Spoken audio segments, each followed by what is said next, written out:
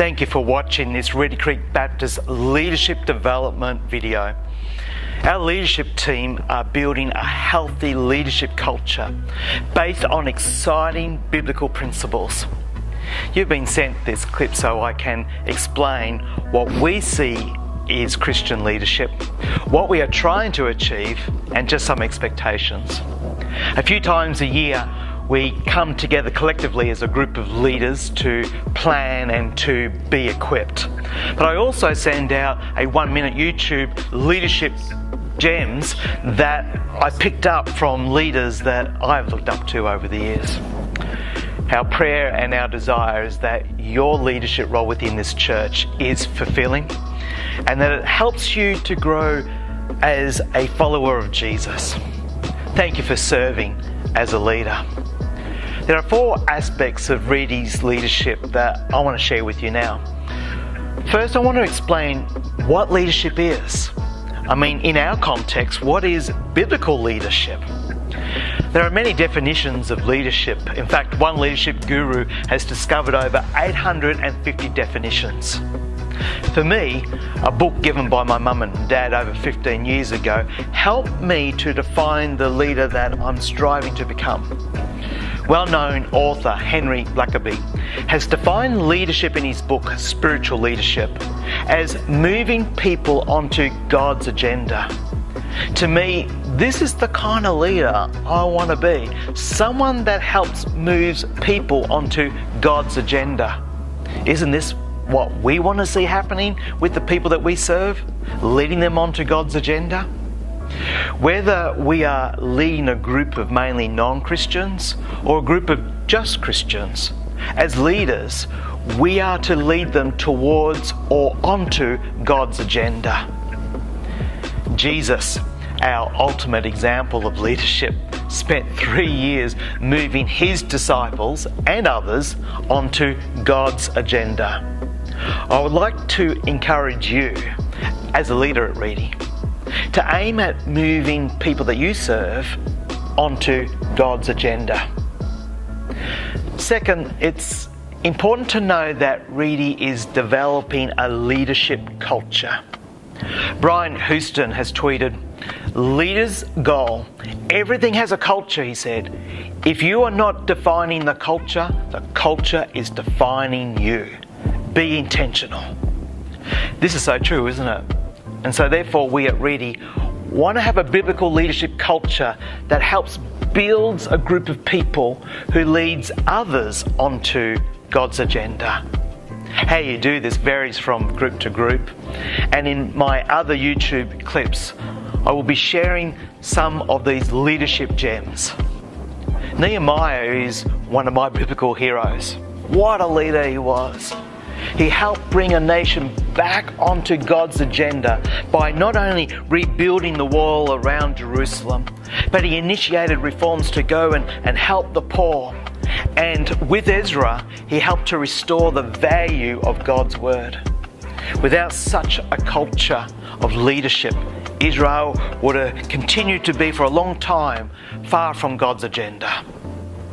Essentially, we at Reedy want to build a biblical leadership culture.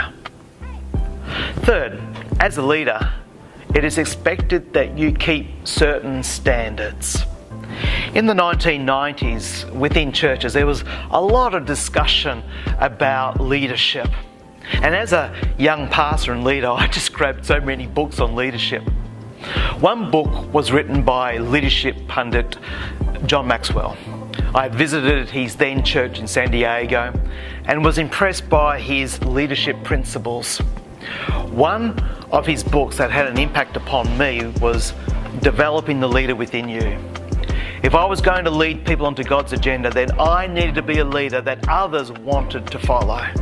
And so I circled sentences and completed Maxwell's questions. Essentially, we as leaders, with God's help, must develop to be people of faith, meaning that we are to be followers of Jesus. We must be people of prayer, meaning that we are dependent upon God. And we must be people of integrity, meaning that we live righteously. The Apostle Paul says about the church leadership that we are to be above reproach. I mean, what a high standard, but so it ought to be. At home, at work, socially, and in our ministries as Christians, there is an expectation that you remain a leader of prayer, of faith, of integrity, which will enable you to help others move on to God's agenda. And fourth, as leaders, we need to be supportive. Back in 2007, Liesl and I had the wonderful opportunity to go and visit my then church's missionaries who served in Mongolia, Russia and Malawi. We were in Malawi and our host took us on a lake safari and we saw an amazing sight. A herd of elephants crossing a section of the lake. What happened next startled me. One of the elephants slipped down into the water with the water totally covering him. I panicked thinking he was going to drown. Then I saw his trunk come out of the water, obviously breathing. That was a relief. The elephant then behind walked beside him and with his trunk and with his head helped push the younger elephant back up onto his feet. And then off they went, walking across the lake as a family. This beautifully illustrates our need as leaders to support one another, to help us all walk in the same direction on God's agenda. We need to be supportive of Reedy's adopted statement of beliefs, vision and values. We need to be supportive of Reedy's policies and be supportive of other leaders, both within our ministries, but also leaders of other ministries. There will be times that we will slip, feeling like we're drowning with everything that we've got to do. Or when ministries just get so hard. Supporting one another helps us to get us back on our feet again and move forwards together. At Reedy, there is an expectation that leaders support each other, are supportive of our statement of beliefs and vision and values, and by upholding our policies. If there is a significant issue that you have with another, there is a conflict resolution guide within our Constitution. If policies need to be modified or added to, don't hesitate to contact the administration team. The Apostle Paul wrote that whoever aspires to be an overseer desires a noble task. Leaders oversee people.